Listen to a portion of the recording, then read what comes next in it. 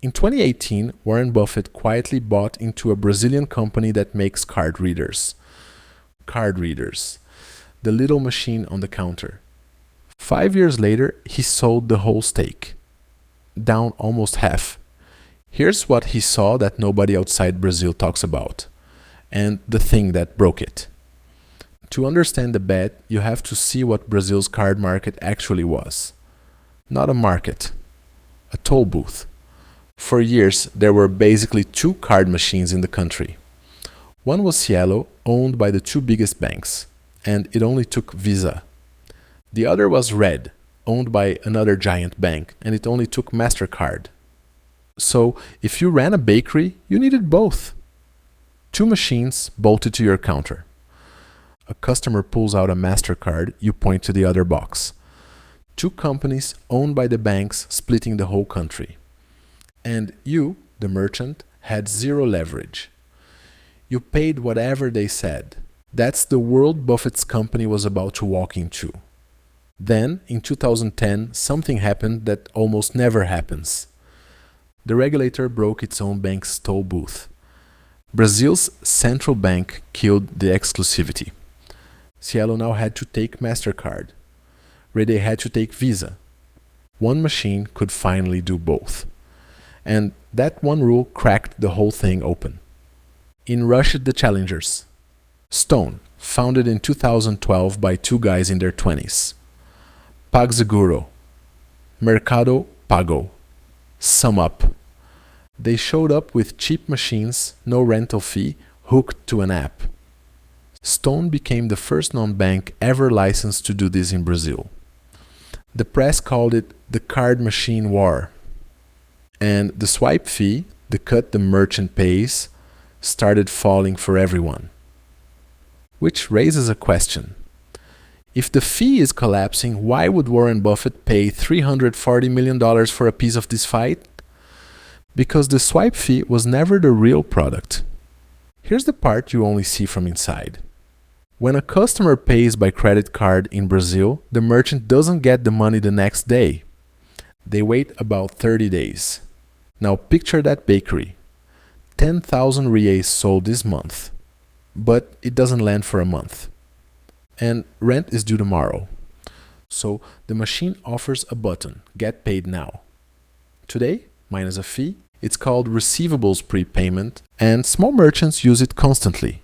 Many advance 100% of their card sales every day.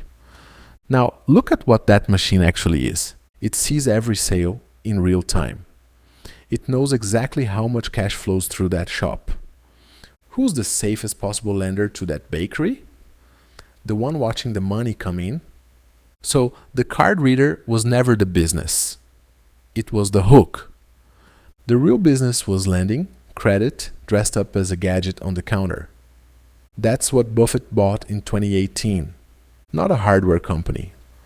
A lending machine wearing a card reader as a costume. And for a while, it worked beautifully. Now, an American watching this is thinking, we have this. We have Square. And you're right, Square did the same hardware trick. Cheap reader, easy sign up, lending on top. But here's the structural difference. In the US, card fees are still around 2.6, 2.9%. Year after year, there's no broad cap on credit interchange. And there's no public instant rail that actually threatens the card itself. Fed now exists, but it didn't change how Americans pay. So the American card machine war is gentler and the fees stay high. In Brazil, the regulator wasn't done. It was about to do the thing the US never did.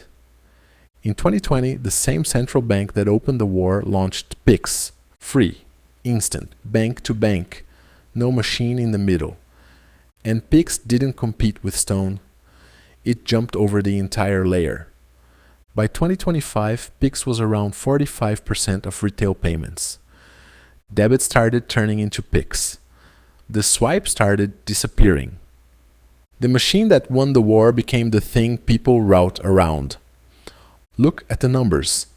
Stone's payment volume now grows about 2.7% a year. The fizz is gone. Cielo, the old king, the original toll booth, gave up and went private.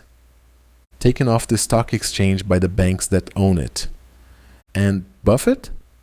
He sold his entire Stone stake at the end of 2023, down about 48%. The American headline was "Bad Emerging Markets Bet." From inside, it's sharper. What happens when the central bank decides to be the disruptor? So here's the real lesson, and it's a product lesson, not a Brazil lesson. The terminal was never the moat, the merchant was.